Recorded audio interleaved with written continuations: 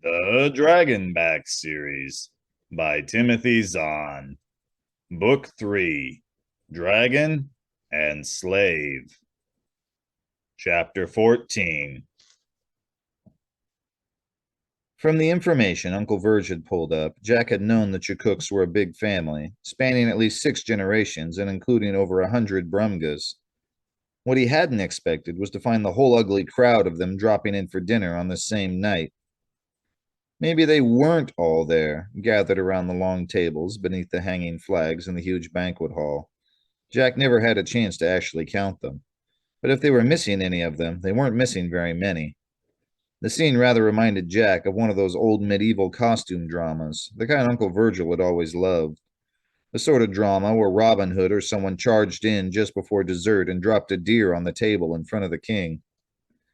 Here, of course, the tables were made of long slabs of dark green stone instead of rough-cut wood, and the light came from modern glow domes instead of flaming torches. And given the number of armed guards stationed at the various doors, no one was likely to be showing up with a deer unless it was properly cooked. But aside from that, the effect was much the same. One of the serving slaves led Jack over to a table off to one side, where a couple dozen Brumgan children were already seated. Their table, unlike the others, was covered with a brightly colored patchwork tablecloth that hung all the way to the floor. Some of the children were coloring or drawing on it, while others were busy carving slits into it with their table knives. It wasn't until Jack came closer that a familiar section of the cloth caught his eye, one of the battle flags of the Wynyard's Edge mercenaries. And then he understood. The tablecloth was composed of mercenary banners and military flags, all sewn together and given to the children to amuse themselves. And of course, what the children wanted to do most was scribble on or otherwise insult them. Typical Brumgan behavior. Crampatch's daughter was seated in the hostess's position at the middle of the table. She was wearing a large, curly-edged hat, and was beating cheerfully on the kid next to her with a long serving spoon. Stepping in front of her, Jack bowed low. "Your Thumbleness?" he said. She stopped hitting her neighbor and pointed at him with her spoon. "Brolak ach mischief he," she said. Jack felt his heart catch in his throat. "I'm sorry, Your Thumbleness?" he asked carefully. "Brolach a misket he," she repeated more insistently this time. "Brolach a misket he stimmt." Jack could feel sweat gathering beneath his collar. He'd spent the journey to Brummagem studying the Brumgan script, but it hadn't counted on having to know their spoken language, too. "I'm sorry, Your Thumbleness." The apology didn't make it any further. Without warning, someone grabbed his shoulder and spun him around. He had just enough time to see that he was looking into a large Brumgan face when a hand closed around his throat and lifted him straight up off the ground. "Do you deaf human?" the Brumgan snarled. His voice was thickly accented and barely understandable. His hot breath, blasting into Jack's face, smelled like barbecued pork mixed with dead seaweed. In his free hand, he held a large cup half full of a thick, greasy-looking liquid. Drunk right up to his eyeballs. "Do you deaf?" he repeated. "Or do you stupid?" Jack clutched at the hand wrapped around his neck, gasping for breath. He tried to say something, to plead, to apologize, to say anything, but he couldn't get any words out past that grip. Maybe the Brumga was too drunk to know what he was doing. He looked around frantically, at least far enough as he could with his head held this way. If someone else was paying attention to what was happening here, if he could just signal that the drunken Brumga was in danger of killing a valuable slave. They were watching. They were watching and laughing and cheering their drunken friend on. And with that, the message finally got through. The message that the berry picking and the slave colony and even the hot box hadn't been able to teach him. No one cared about him here. No one cared if he was happy or hungry or whether he lived or died. He was a slave. He was property. He was a child's toy. And if he got broken, well, her Thumbleness would just go back out through the north hedge to the toy store and pick out something else. White spots were beginning to dance in front of Jack's eyes. And then suddenly his vision cleared. The awful pressure on his throat was gone, and he could breathe again. He blinked with confusion. The pressure was gone, but he was still dangling by his neck in the Brumga's grip, with the Brumgan still shouting thickly at him.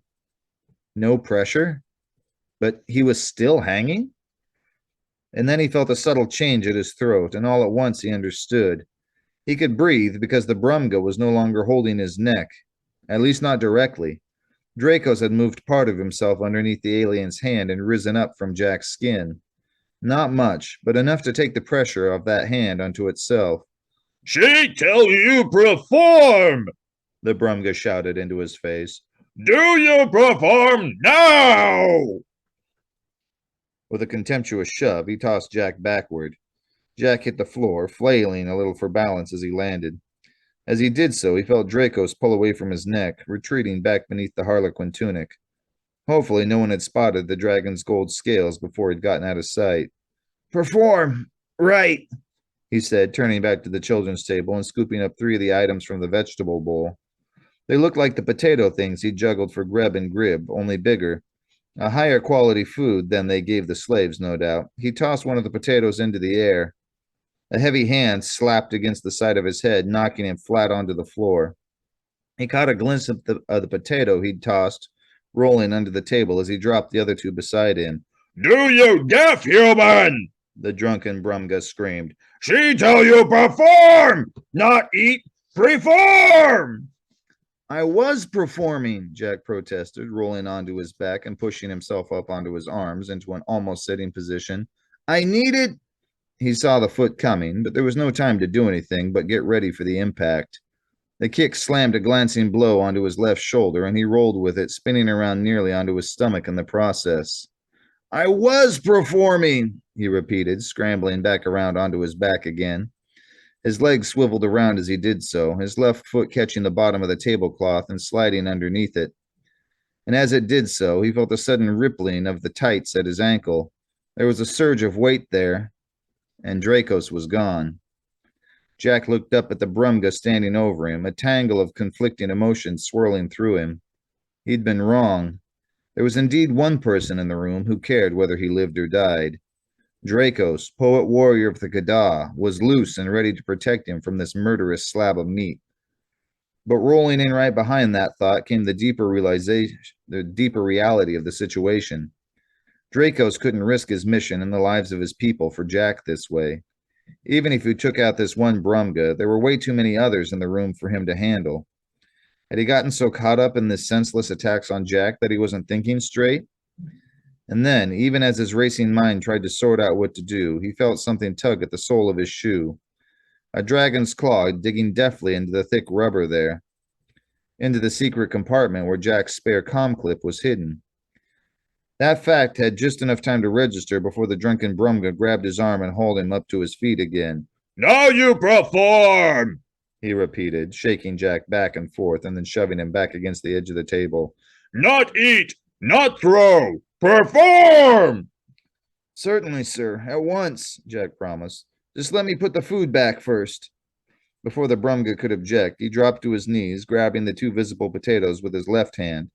He stuck his right arm under the tablecloth where the third one had disappeared. He just hoped Dracos hadn't kicked it somewhere else. He hadn't. The potato was right where he'd expected it to be, and as his hand closed around the escaped vegetable, he felt the cool metal of the comm clip against his palm. Dracos, anticipating him perfectly, had balanced the device right on top of the potato. The Brumga behind him was rumbling warningly. I've got it, Jack assured him quite quickly as Dracos melted onto his hand and slithered up his sleeve. See? He added as he stood up, palming the comm clip and showing the potato to the drunken Brumga. Let me show you. He turned back to the table and replaced the vegetables. The children, he noted without surprise, were watching the whole thing with excited glee. They were here to eat and to play and to be entertained. And whether her Thumbleness's new toy did magic tricks for them or whether he simply got himself beaten to a pulp in front of them, they would be happy. A show was a show, after all. Now let's see, he said, rubbing his neck where the Brumga had been squeezing. Under cover of the movement, he attached the comm clip to the inside of his harlequin tunic and clicked it on. Bralach Mishkin Smith, was it? Do the under the cup trick now, Uncle Verge's voice murmured in his ear. Jack grimaced. So that was what she'd wanted. No wonder his attempt to juggle had gone flat. Right, he said briskly. One under the cup trick, coming right up.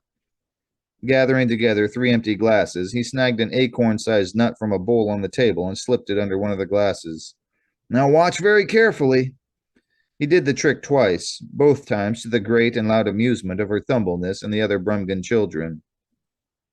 Krasny mu Schmidt Kumas Alex, Her Thumbleness said when he'd finished, banging her spoon on the table. Now you may juggle for me, Uncle Verge translated.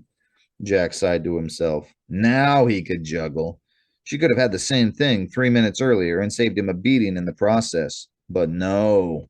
What her Thumbleness wanted, how she wanted it, when she wanted it, and nothing else. Yes, your Thumbleness, he said, setting aside the glasses and again picking up the 3 potatoes.